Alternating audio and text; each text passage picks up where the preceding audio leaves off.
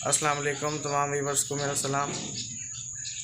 आज हम बात कर रहे हैं फिंच की, जो कि परिंदों के अंदर चिड़िया की कैटेगरी में आता है। और इसका जो साइज़ है वो अमूमन 3 से 4 इंच का होता है। और इसका वेट कह लें तो 10 से 20 ग्राम का वेट है इसकी आगे हम अक़साम की बात करें तो 300 से ज़्यादा इसकी अक़साम है। लेकिन जो ब्रीडिंग जिनकी करवाई जाती है कॉमनली, उसमें जो सबसे कॉमन बर्ड है फिंच के अंदर वो ज़ेब्रा फिंच है। ज़ेब्रा फिंच के अंदर आगे इसकी फर्दर अक़साम है, इसकी म्यूटेशंस हैं जिसको म्यूटेशंस कहा जाता है। Mutation finches, zebra Finch, common Finch, उसके इसमें फिर आगे जो है ना फिंच के अंदर ब्लैक चीक आ जाती है, ऑरेंज चीक आ जाती है। और इसकी फर्दर और टाइप्स हैं इनके, जो कि मीन्स के फिर कॉस्टली साइड पे हम चले जाएं तो इनके 70-80 थाउजेंड तक इसके भी पेयर्स हैं। मिनिमम जो इसकी जो कॉमन फिंच कह लें या ज़ेब्रा फिंच कह लें, उसकी प्राइस ऑलमोस्ट जो है वो 1400 से 1500 मार्केट का ब्रीडर पेयर का इनके रेट होता है। उसके अलावा हम इसकी बात करते हैं तो कि ये अंडे कितने देती है, तो अंडे ये ऑलमोस्ट 5 से 6 की इसकी एवरेज होती है। मेरे पास जो इसकी एवरेज आती है वो ऑलमोस्ट यही होती है, 5 से 6 अंडे। 7 और 8 तक भी मैंने देखे हैं, लेकिन वो बहुत रेयर केस में होता है। मोस्टली 5-6 या ज़्यादा भी करो तो 7 हो जाते हैं। 5-6-7 ये एवरेज रहती है मेरे पास। और इसके अलावा जब ये अंडे देने से पहले, हाँ स्पेशली ये उसके पहले ये नेस्टिंग करते हैं। नेस्टिंग बर्ड है ये, क्योंकि जैसे ऑस्ट्रेलियन हैं या कुछ बजरीगर्स हैं, ऑस्ट्रेलियन बजरीगर हो गए, या फिर हम ऑस्ट्रेलियन बजरीगर के अलावा और कुछ परिंदे ऐसे हैं जो कि नेस्टिंग नहीं करते और उसके अलावा ही ब्रीड कर देते हैं। बट ये कि ये ज़रूर नेस्टिंग करती है। इसको नेस्टिंग मटेरियल देना पड़ता है, बॉक्स देना पड़ता है। बॉक्स लगाया, उसके बाद नेस्टिंग दी, उसके बाद इसने लेइंग करनी है, अंडे फिर इसने शुरू करने हैं। और अंडे देने के बाद ये फिंच अंडों पे बैठ जाती है। उसके बाद 12 से 14 दिन का टाइम लेती है। 12 से 14 दिन के बाद इसके बच्चे निकलना स्टार्ट हो जाते हैं। यानी कि कोई बच्चा 12वें दिन निकलेगा, कोई 13वें दिन निकल आएगा, कोई 14वें दिन निकल आएगा। इस तरह से इसकी ब्रीडिंग, यानी कि अंडे हैच होना स्टार्ट हो जाते हैं 12वें दिन से ऑनवर्ड 13वें दिन। आगे हम इसकी बात करें प्राइस की, तो प्राइस की बल्कि हमने पहले डिस्कस की कि 1400 से 1500 ब्रीडर पेयर की प्राइस चल रही है मार्केट में इस वक्त। और जो पट्टे जिसको कह रहे हैं, बच्चे कह रहे हैं इसके, वो इनके 500 से 450 से 500 के रेट में एक सिंगल पीस का रेट है। और वो 800, 900, 1000 रुपये तक इसका जो पट्टों का पेयर है, पट्टे, उसके पेयर का रेट इनके 1000 रुपये है पट्टों का। उसके बाद जब बच्चे निकल आते हैं और वो नेस्ट के अंदर ऑलमोस्ट 15 से 20 दिन गुजारते हैं, उसके बाद ये मटके से बाहर आ जाते हैं। यानी कि ऑलमोस्ट ये टोटल 35 से 40 दिन का ड्यूरेशन होता है। 35 से 40 दिनों के बाद बच्चे ने बाहर आ जाना है और उसने फिंच ने दोबारा से नेस्टिंग अपने ठीक करना शुरू कर देनी है। 2 दिन का, 4 दिन का, 1 हफ्ते का गैप ले लेगी, बट ये कि उसने दोबारा से नेस्टिंग शुरू कर देनी है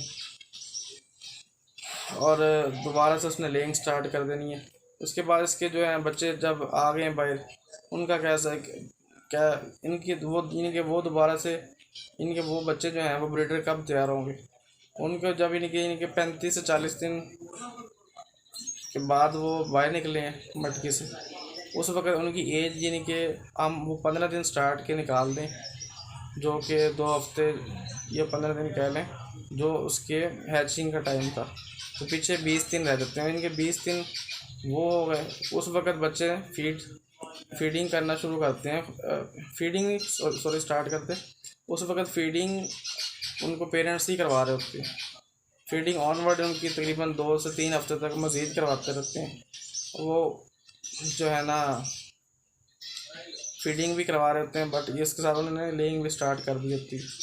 और इसकी जो सबसे अच्छी क्वालिटी जो मुझे पसंद है तमाम परिंदों की निस्बत, वो ये कि फिंच का अगर आपने 10 या 20 पेयर रखे हुए, कॉलोनी लगाई हुई है आपने, ये जितने मर्जी पेयर 100, 200, इनकी जो सबसे खूबसूरत बात है वो ये कि इन्होंने तमाम यानी कि दूसरे बच्चों को फीड करवाना है इन्होंने, जो कि दूसरे परिंदों में नहीं होता। उससे और इसके अलावा एक और खूबसूरत बात इनके अंदर जो मुझे पसंद है वो ये कि इनका अगर बच्चा एक गिर गया मटकी से, आपको नहीं पता लग रहा वो किस मटकी का है, आप किसी भी मटकी में उसको रख दें, बस ये कि उसकी एज सेम होनी चाहिए, उस बच्चे के इक्वल हो वो, तो वो पेरेंट्स उसको फीड करवाना शुरू कर देते हैं। जिस भी मटकी में रखा है आपने सेम एज के होंगे, वहाँ फीडिंग स्टार्ट हो जाएगी। जो कि दूसरे परिंदे में बजरी घर के अंदर कॉकटेल में लव बर्ड कहना उनके अंदर ये चीज़ नहीं है। उसके बाद इसकी आवाज़ की बात करें तो आवाज़ इसकी बड़ी हल्की सी आवाज़ होती है, जो कि दूसरे परिंदों की निस्बत बहुत कम है। बजरी घर, कॉकटेल, लव बर्ड वो बहुत ज़्यादा शोर होता है उनका, जो आप उनको ज़्यादा क्वांटिटी में घर के अंदर नहीं रख सकते अगर आपका घर छोटा है। लेकिन ये जो है आप रख सकते हैं, जहाँ मर्जी रख लें इसको, इवन कि आप इसको रूम के बाहर भी रखते हैं तो आपको कोई मसला नहीं होता, आपका कोई घर के अंदर कोई शोर नहीं होता, आपको कोई किसी किस्म की प्रॉब्लम नहीं होती आवाज़ के हवाले से इनकी, क्योंकि हल्की सी आवाज़ होती है बिल्कुल। आपने इवन 50 पेयर्स भी रखे हैं तो उनका भी आपको कोई शोर नहीं फील होगा। और अगर हम पैरट्स में बात करें, कोई भी पैरट ले लें, उसमें आप इवन 5 पेयर भी रखें तो पूरे घर में आपके शोर होता है, आवाज़ होती है उनकी, वो बहुत ज़्यादा ऊंचा बोलते हैं।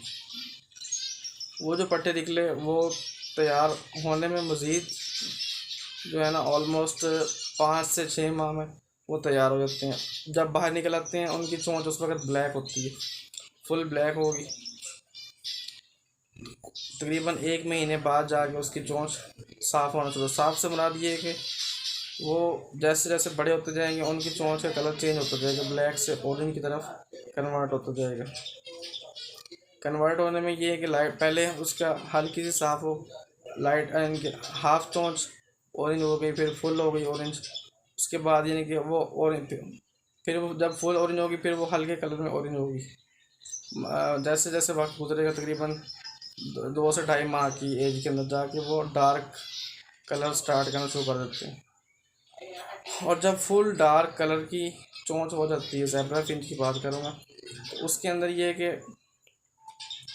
वो आपके ब्रीडर उनके आप रेडी टू ब्रीड कह सकते हैं उसको, वो रेडी टू ब्रीड होता है, उसको आप ब्रीड के लिए लगा सकते हैं।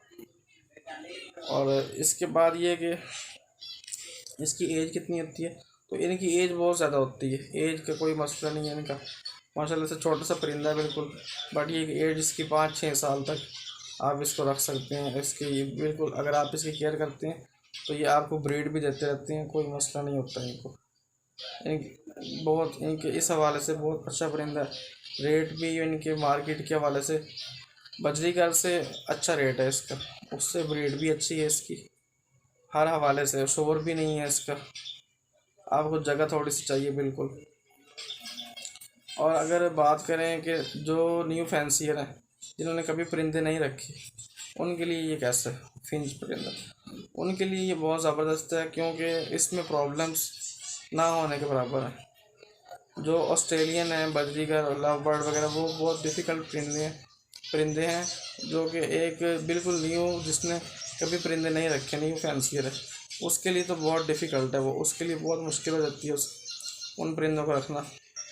तो ये सबसे बेहतरीन परिंदा उन लोगों के लिए, वो रखें, ज़रूर रखें, वो उनको कोई मसला नहीं होगा इंशाल्लाह। आप मतलब हर हवाले से ये आसान परिंदा है, रखने में भी मसला नहीं है कोई इसका, और ब्रीडिंग भी फास्ट है इसकी, ब्रीडिंग बहुत ज़्यादा फास्ट है इसकी। इवन आप 10 पेयर भी रखते हैं ना, तो एक सिर्फ 6 माह के बाद आपके पास ऐसे कहना कोई 30-40 पेयर बन जाएंगे, अगर आप ब्रीडिंग 10 पेयर की, नहीं कि आप ब्रीडर पेयर लेकर आएँ, अगर वो मैं उसकी बात कर रहा हूँ। उसके बाद हम बात करते हैं दाने की, दाना कितने खाते हैं, दाना बहुत कम खाते हैं, ना होने के बराबर दाना खाते हैं, जो कि हम किसी भी परिंदे को देख लें, डव ले लें, हम